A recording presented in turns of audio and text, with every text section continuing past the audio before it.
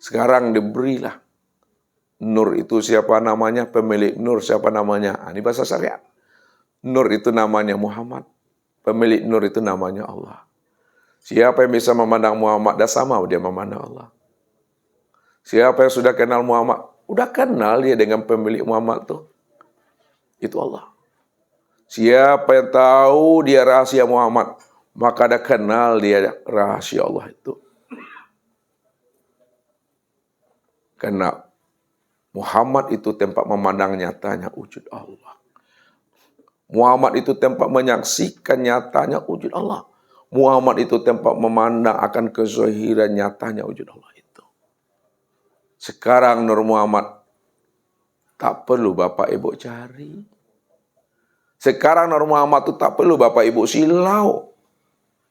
Kenapa tak perlu dicari? Kenapa tak perlu disilau? Karena dia telah zahir, dia telah nyata, dia telah wujud pada batang tubuh Bapak Ibu. Tak apa dicari-cari lagi. Bapak Ibu dah pakai baju. Perlukah Bapak Ibu mencari-cari baju yang dah dipakai itu? Kata perlu. Kain itu sudah jadi baju, kain ini sudah jadi baju.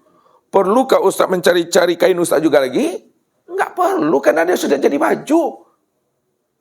Kalau kita ingin kenal kain, kenalilah baju itu. Karena baju inilah rupa kain. Baju inilah yang wujud kain. Baju inilah kenyataan kain. Kalau Bapak Ibu paham baju ini rupa kain, baju ini kenyataan kain, baju ini wujud kain, ketika memandang baju lah nampak kain itu. Apa kata kain kepada baju? Wahai baju, dimanapun kamu berada, aku tetap ada pada dirimu. Aku tetap bersama dirimu. Di mana ada kamu, di situ ada aku. Karena dirimu itu adalah nyatanya aku. Akulah sebenarnya yang dirimu tuh. Bukan kamu yang diri aku. Aku. Ini yang kain tadi. Jadi kalau Bapak Ibu sudah paham, yang kain ini sudah menjadi baju. Lalu Bapak Ibu mencari-cari kain juga lagi. Tuh yang butuh sange tuh. Butuh sange lah itu. Sangat-sangat buta. Kain dan baju sudah menjadi pakaian kita. Sudah kita pakai ala di kanaan namanya bahasa ustaznya. Bajulah dipakai. Perlu Bapak Ibu mencari-cari baju yang dipakai itu juga lagi. Siapa yang ingin mencari baju yang dipakainya ini, itu yang butuh sange itu dah tua. Sangat-sangat buta. Masa baju yang sudah dipakai dicari-cari juga di mana baju saya ini itulah. Kalau Allah sudah nyata, kalau Allah sudah zahir, kalau Allah sudah terang dan jelas, wujud dia pada Muhammad. Muhammad itu pada diri Bapak Ibu. Perlukah Bapak Ibu mencari-cari Tuhan tuh? Dicari juga, itu yang butuh sange itu. Sebelum roh itu melepaskan cangkangnya, kita sudah mengenal siapa ruh, siapa diri kita ini. Itu yang katakan mati syahid. Mati yang telah menyaksikan Allah sempurna nyatanya pada diri Bapak Ibu. Tuhan ya. Jadi Bapak Ibu ini sebenarnya dalam pandangan Ustadz, tidak tahu dalam pandang Bapak Ibu. Dalam pandang Ustadz Bapak Ibu ini sebenarnya telah kembali pulang je yang alun leh. Kembalinya itu maksudnya di mana Bapak Ibu telah menemui si akmal diri pada diri. Bapak Ibu telah menemui diri yang sejati pada diri. Bapak Ibu telah mengenal, berlikuk, menyaksikan Allah pada diri. Tapi Bapak Ibu belum pulang. Karena masanya belum sampai. Maka jalinlah ruhani kita selalu. Ya. Sirami ruhani kita itu selalu. Dengan mahabbah, rindu, dan bermanja-manja dengan Allah. Tentunya orang yang menjalin rohaninya, rindu dan bermanja-manja dengan Allah. Syaratnya dia mesti mengenal Tuhan. Supaya mahabbah itu makin dekat. Sama kita dengan istri kita. Kita jauh mencari nafkah di seberang sana. Walaupun fisiknya jauh, tapi hati ini amat sangatlah dekat. Kenapa? Itu karena mahabbah dan rindu tadi. Itulah rahasianya. Walaupun ayah ibu kita, orang-orang kita cintai itu jauh meninggalkan kita. Dia telah berada di alam sana, alam yang penuh dengan kenikmatan. Kita berada dalam dunia yang penuh dengan tipu daya. Namun karena mahabbah dan rindu, amat sangat dekat di dalam rasa dan perasaan ini. Syaratnya, kenalilah siapa diri, siapa Allah. Sekarang Bapak Ibu itu telah mengenali akan siapa diri, siapa Allah. Rupanya yang kita cari selama ini. Rupanya ingin yang kita temui selama ini. Capek kita nih Bu Guru mengaji kemana-mana. Walaupun capek, tapi kita berusaha terus mencari dan menemuinya. Rupanya yang kita cari dan kita temui tiada lain adalah diri Bapak Ibu sendiri. Diri Bapak Ibu sendiri itulah diri si akmal diri yang namanya adalah Allah. Karena Allah cuma yang ada, diri Bapak Ibu tidak pernah ada. Wallahu nafsiyun wa na nafsa wujudahu. Allah itulah diri sejati. Allah itulah si akmal diri. Allah itulah diriku. Diriku inilah wujud dirinya sendiri. Walaupun Ustadz mengatakan aku, walaupun Bapak Ibu mengatakan aku dalam terjemah hadis ini, tapi akunya Bapak Ibu bukan akunya kita. Aku Allah tuh yang bilang. Jangan akunya kita. Akunya Allah tuh. Makanya sudah berjumpa namanya, sudah berliqa. Tinggal lagi mempolesnya tuh Bapak Ibu, mempolesnya. Ya, ibaratnya makan bubur panas, tak langsung dimakan. Terbakar lidah nih. Dimakan dari tepi dulu. Ditiup-tiup. Baru terasa nikmatnya. Kalau langsung ditenggak dimakan, terbakar lidahku. Dicerna, dipahami, turunkan ke dalam. Dino-inoi bahasa Minangnya Bapak Ibu. Kalau bahasa Selangornya apa tuh Datuk? Dino-inoi itu. Direnung-renungkan, dirasa-rasakan apa? Nih, dengan rasa. Tuh, biasanya ibu-ibu ini cepat paham. Karena ibu-ibu ini selalu menggunakan rasa. Bapak-bapak ini sulit kadang memahaminya. Kenapa? Bapak-bapak ini selalu bermelogika. Logik. Makanya pandang-pandang lalai aku. Kalau tak masuk akal ini tak benar nih. Kalau masuk akal, apa benar? Jadi benar atau tidaknya masuk akal atau tidak masuk akal. Sedangkan yang membuat kita tuh heran-heran tuh Allah. Allah tuh maknanya terheran-heran. Tercengang-cengang aku. Nih, Allah ini, ini tulisannya. Asal katanya ilahun. Ditambah alif lam dia. Allah tuh. Maknanya terheran. Tercengang-cengang. Makanya membuat kita terheran-heran, ya Allah tuh yang membuat kita terheran-heran. Yang membuat kita tercengang, Allah tuh lah. Membuat kita galau, Allah tuh lah tuh. Yang membuat kita, Allah tuh lah tuh. Yang membuat kita pandang-pandang lelek, itu Allah tuh. Kenapa? Karena dialah sumber segala sesuatu. Kalau Bapak Ibu udah paham, dia sumber segala sesuatu, inilah petunjuk Nabi. Kullu syai'in yarji'u ila aslihi. Dia tiap sesuatu peristiwa, kejadian yang terjadi pada dirimu, setiap apa yang kamu sebut, apa yang kamu pahami, apa yang kamu cari, kembalikan dia kepada sumbernya. Ini yang dimaksud suhudul wahdah bil kasrah. Ini yang dikatakan suhudul kasrah bil wahdah. Suhudul wahdah fil kasrah. Pandang yang satu pada yang banyak. Maksudnya, Allah itulah yang wujud pada segala yang ada. Allah itulah yang wujud pada segala yang zahir. Allah itulah yang wujud pada segala yang nyata.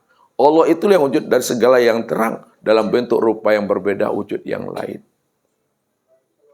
Suhudul wahda bil kasrah. Suhudul kasrah bil wahda.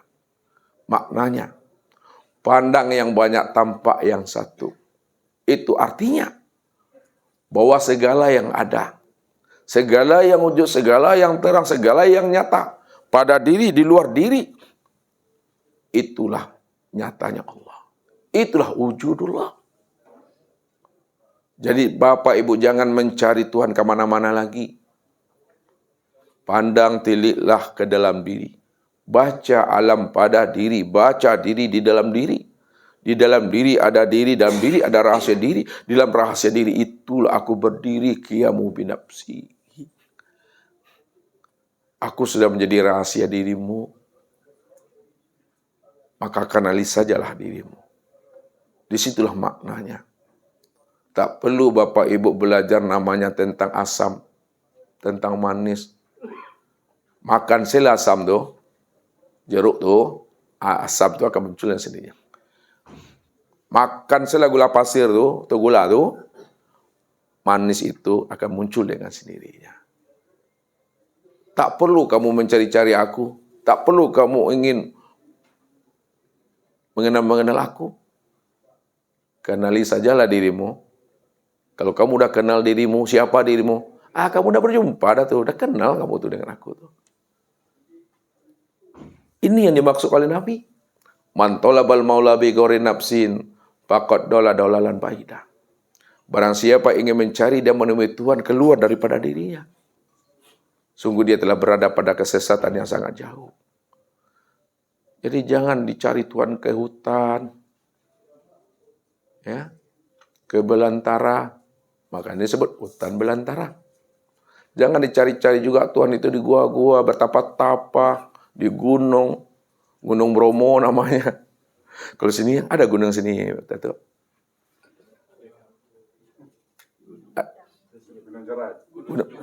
Gunung Senyum. Tidak akan pernah berjumpa kita di Gunung Senyum tuh. Ya, yang paling ada situ apa tuh? Minimal kumbang. Paling parah, monyet. Tapi carilah Tuhan daripada diri. Bersobok tuh Bapak Ibu. Bertemu kita itu. Itu memahaminya. Ini melalui nur. Jadi Bapak Ibu, sudah pahamkah Bapak Ibu mengenal, menemui, bermuajahah dengan Allah itu dengan cara mengenal nur nih? Udah atau belum? Udah, Alhamdulillah. Biar enak pula Ustaz melenggang nanti ke Pekanbaru. Karena Ustaz ini masih terutang juga nih ya. Walaupun Ustaz tidak bermaksud bernafsu untuk mengenalkan Allah, mesti paham. Karena itu hidayah Allah. Ustaz ini kan corong aja sebenarnya. Tapi apa yang ada di dalam perasaan hati Bapak Ibu ingin mengenal Allah, Ustaz tangkap, Ustaz dengar, Ustaz terima, Ustaz tuangkan sesuai dengan kehendak Bapak Ibu. Masalah paham tak pahamnya Bapak Ibu, Allahu a'lam bishawab. Itu tergantung hidayah. Kalau Ustaz tuangkan semuanya. Apa yang ada pada dadaku, keluarkan dah. Udah tahu setengah nih. Itu mengenal Allah, menemui Allah, mencari Allah, bermuajahah dengan Allah melalui nur. Itu maksudnya. Khalaqtuka li ajli wa khalaqal alam li ajlika. Tuh maksudnya ini yang tadi itu. Kita buat. Khalaqtuka li ajli wa khalaqal alam li ajlika. Khalaqtuka li ajli, aku jadikan engkau Muhammad. Itu maksudnya, aku ciptakan engkau nur. Li ajli, untuk memandang, untuk melihat, untuk menyaksikan akan tajaliku. Ini nur ini maksudnya. Nur Muhammad ini dijadikan, itu bahasa syariat dia. Nur Muhammad ini diciptakan, dijadikan untuk menyaksikan akan diriku. Ku itu Allah. Wa khalaqal alam, dan dijadikan alam. Li ajlika, itu karena nur. Itu dia. Ya. Jadi mengenal dan memahami Allah melalui nur sudah sempurna pada diri Bapak Ibu. Sudah khatam, sudah melalui nur. Yang sekarang mengenal Allah dengan cara mengenal asal usul diri. Siapa diri Bapak Ibu? Apa usulnya? Lihat. Habis ini kita musyawarah. Ya, kalau nak mau Bapak Ibu bertanya, Ustaz yang bertanya-tanya nanti. Siapa diri Bapak Ibu? Ini mengenal asal-usulnya. Diri Bapak Ibu tuh asalnya daripada tanah, air,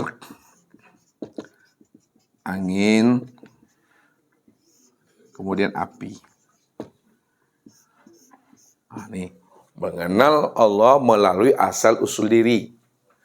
Bahwa asal-usul diri kita ini dijadikan daripada 4 anasir. Anasir tanah, air, angin, dan api. Cara meniliknya, kita melakukan namanya dengan jalan tarki. Tarki itu memandang dari bawah ke atas. Itu tarki. Ya, tarki. Kalau tanazul, memandang dari atas ke bawah, turun dia. Sekarang Ustadz latih Bapak Ibu memandangnya dengan jalan tarki. Bahwa diri kita ini terdiri pada 4 anasir, tanah, air, angin, dan api. Bahwa, ini tarki nih, memandang dari bawah ke atas. Bahwa asal diri kita itu adalah tanah. Tuh, tanah asalnya. Inna khalaqnakum min turab, khalaqal insan min tin. Aku jadikan kamu itu daripada turab, dan aku ciptakan kamu itu dari tin, tanah. Setelah kita tahu bahwa diri kita ini asalnya adalah tanah, tilik lagi, tanah itu dari mana asalnya? Tanah itu asalnya daripada air. Tilik lagi ke dalam, setelah kita tahu tanah itu asalnya daripada air, tilik lagi, asal air itu dari mana asalnya? Air itu terbit asalnya daripada angin. Tilik lagi ke dalam, angin itu dari mana asalnya? Angin itu asalnya daripada api. Tilik lagi ke dalam, api itulah asalnya daripada A'yan Sabita. Ini tilik A'yan Sabita.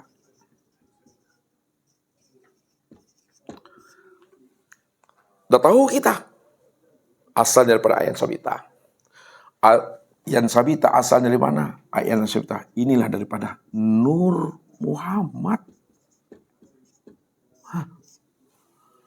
Ya, Nur Muhammad. Nur Muhammad itu asalnya dari siapa? Nur Muhammad itu asalnya daripada aku. Siapa aku? Aku tuh Tuhan, namaku Allah. Aku tuh Tuhan, namaku Allah. Ayatnya Ustaz, innani anallah, la ilaha illa ana. Sesungguhnya aku ini Tuhan, namaku adalah Allah. La ilaha illa ana. Tidak ada yang wujud, tidak ada yang nyata, tidak ada yang terang, tidak ada yang zahir. Jelas.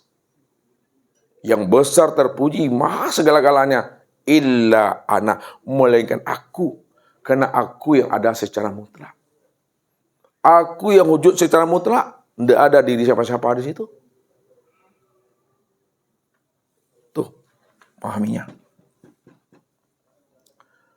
Ini diri yang zahir. Lalu kenal pula diri yang batin. Ruh.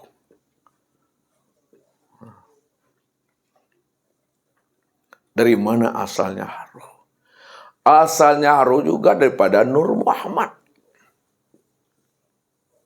Siapa Nur Muhammad? Nur Muhammad itu ya aku. Siapa aku? Aku itu Tuhan, namaku Allah. Maka pada saat Bapak Ibu telah mengenal diri Bapak Ibu, zahir dan batin adalah Nur Muhammad. Nur Muhammad itu tiada lain aku. Maka akulah yang dirimu itu. Dirimu itu wujud aku. Tak ada di siapa-siapa. Maka ketika itulah Allah itu mengingatkan Muhammad. Kif ya Muhammad. Ana rabbaka usolli. Berhentilah engkau hai Muhammad. Yang mengatakan engkau itu yang berdiri. Yang mengatakan engkau itu yang ruku. Yang mengatakan engkau itu yang itidal, sujud dan duduk. Yang mengatakan engkau itu yang memandang, mendengar. Mengetahui, berkuasa, berkehendak dan hidup. Melainkan aku yang usolli itu. Aku yang berdiri itu. Aku yang tegak betul itu. Disitulah makna tumakninah itu. Tumakninah di dalam rukun 13 tersembunyi dia. Dalam bahasa ilmu fikih tumakninah itu apa Bapak Ibu? Berhenti sebentar. Ngapa berhenti sebentar Pak? Ada lampu merah Pak? Berhenti sejenak atau sebentar untuk membaca doa. Rabbana lakal hamd, subhana rabbil a'la. Itu secara ilmu syariat. Kalau terjemah harfiahnya, tenang, diam. Apa maknanya berhenti sejenak? Kemudian waktu itu kita tenang dan diam. Diamkan akalmu. Diamkan pikiranmu. Diamkan hatimu. Diamkan perasaanmu. Kalaulah sudah ditenangkan, didiamkan akal pikir, sudah didiamkan dan ditenangkan hati, sudah didiamkan dan ditenangkan rasa dan perasaan Bapak Ibu. Ketika itulah Bapak Ibu sadar sesadar-sadarnya, paham sepaham-pahamnya, mengerti seperti-ngertinya, yang wujud berdiri tegak betul. Aku memandang tu si basir, mendengar tu si sami', yang berkata tu si kalam, yang hidup tu si hayat, yang berdiri itu si kudrat, yang ruku itidal tu yang si irodat. Siapa si wujud? Siapa si sama, si basar, si kalam, si ilmu, si kudrat, si irodat? Itu ya aku. Ana usolli. Yang berdiri itu aku, yang ruku aku, yang tidal aku, yang sujud aku. Tak ada siapa-siapa. Maka inilah yang mesti dipahami. Maka hakikat berdiri itu di dalam sholat nyata pada huruf alif pada lafaz Allah. Lihat. Hakikat berdiri di waktu sholat, itulah hakikat alif pada lafaz Allah. Nih. Inilah hakikat berdiri. Hakikat ruku di waktu sholat, itulah hakikat huruf lam pada lafaz Allah. Lam awal. Hakikat sujud di waktu sholat, itulah hakikat rahasia huruf lam yang kedua pada lafaz Allah. Hakikat duduk di waktu sholat, itu adalah hakikat rahasia huruf H pada lafaz Allah. Duduk. Siapa yang berdiri? Siapa yang ruku? Siapa yang sujud? Siapa yang duduk? Tiada lain adalah Dia semata. Itu Allah Tuhan. Itu Dia. Makanya api ini jangan Bapak Ibu pahami api kompor, api pelita. Malu aku. Jangan angin itu dipahami. Angin sepoi-sepoi, angin timur, angin barat. Paning aku. Jangan dipahami air itu adalah air yang ada di depan meja kita. Air minum, air sumur. Paning lalat aku. Jangan Bapak Ibu pahami tanah berpasir, tanah lumpur yang ada di Selangor itu. Pusing aku tuh. Pahamilah hakikat di balik api, angin, air, dan tanah itu. Apa hakikat api itu? Supaya tahu Bapak Ibu mendudukkannya nih. Hakikat api itu, itulah nyatanya sifat jalal Allah. Hakikat api ini, sini ya. Itu adalah hakikat sifat jalal Allah. Di mana memandangnya?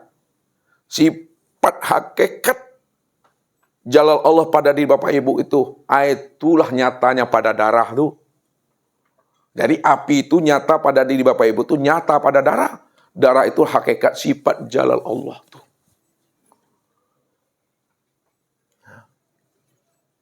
Yang kedua, angin. Apa hakikat angin? Hakikat angin itu tempat memandang nyatanya sifat jamal Allah.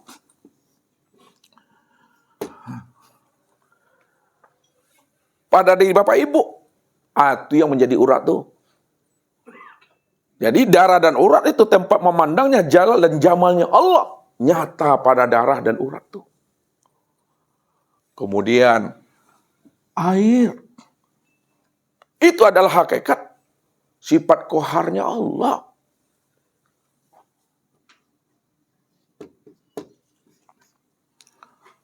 Yang sudah nyata pada di Bapak Ibu itu pada tulang.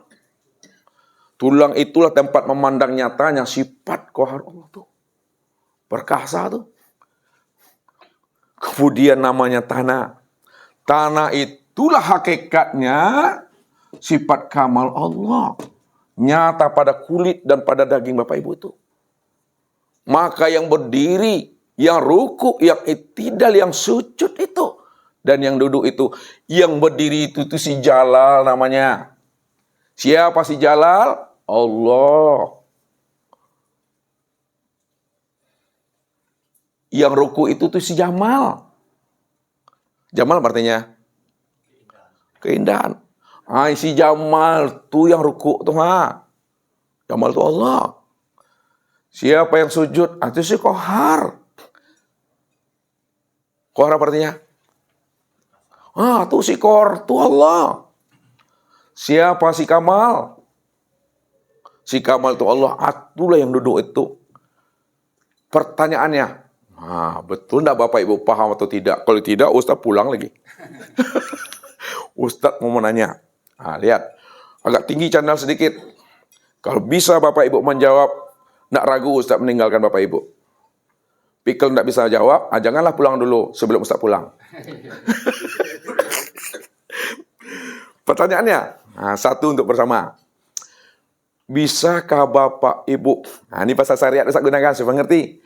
Bisakah Bapak Ibu menuliskan kulimah Allah tanpa pakai spidol, tanpa pakai pena, tanpa pakai telunjuk, tanpa pakai pikiran? Bisa Bapak Ibu? Satu orang angkat tangannya. Nggak bisa, berarti alun katam deh dah. Pak, nggak bisa, belum katam lagi. Pak, jangan pulang dulu Pak. Halo Datuk. Bisa? Bisa. Coba tunjuki sama Ustaz. Jelaskan sama Ustaz. Yang mana? Bagaimana caranya? Tanggung jawab apa tuh? Datuk tanggung jawab untuk bersama. Dengan Bentar Pak. dengan hati. Bagaimana caranya hati-hati? Menuliskan kulimah Allah tanpa pakai pikiran, tanpa pakai hati. Ada terbantah tuh dah. Tanpa pakai spidol. Berarti pensil bisa Ustaz? Pakai pena? Tanpa pakai pena, tanpa pakai pensil, tanpa pakai tunjuk. Kayak gitu loh. Tanpa kepikiran. Bisa?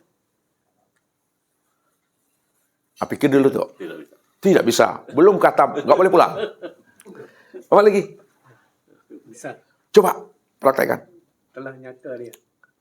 Ya, itu telah nyata. Kata Bapak, coba nyatakan apa yang telah Bapak nyatakan tuh. Kalau dalam solat tu yang berdiri rukuk, sujud telah nyata. Coba praktekkan. Ini minta bukti biar semuanya paham. Keluar dari sini bisa tenang semuanya. Dalam perbuatan. Coba praktekkan. Coba. Bapak Ibu lihat, saksikan. Kalau tidak khatam, Bapak Ibu jangan keluar. Dan beliau jangan pulang dulu. Kita tahan. Sini Pak menghadapnya. Bapak menghadap ke sana ya.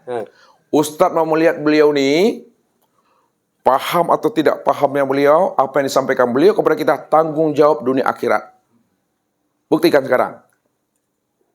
Letakkan HP-nya.